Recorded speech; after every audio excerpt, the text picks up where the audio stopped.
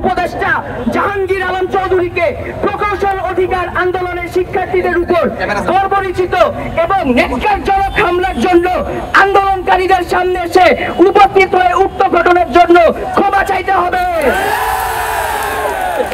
এবং সেই সাথে জবাবদিহি করতে হবে।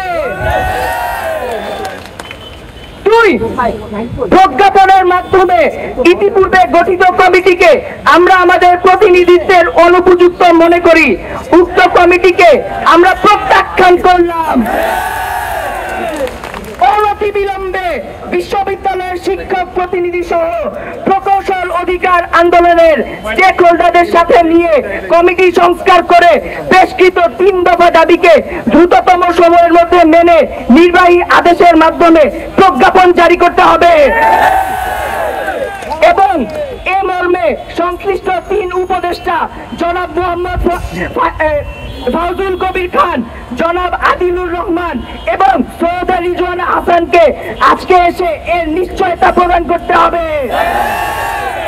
3, হামলায় আহত সকল শিক্ষার্থীদের চিকিৎসার ব্যয়ভার সরকারকে বহন করতে হবে এবং উক্ত আন্দোলন চলাকালীন সময়ে সকল শিক্ষার্থীদের সুরক্ষা নিশ্চিত করতে হবে। পুলিশ দিয়ে এই যৌক্তিক আন্দোলনে আর কোন প্রকার হামলা করা যাবে না। 4, রোকন ভাইয়ের উপর হামলাকারীদের অনতিবিলম্বে গ্রেফতার করে আইনের আওতায় আনতে হবে এবং চাকরি থেকে বহিষ্কার করতে হবে।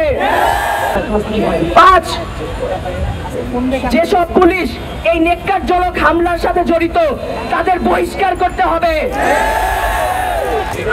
অবিলম্বে আমাদের এই দাবিগুলো মেনে নেওয়া না হলে আমরা কঠোর কর্মসূচি দিতে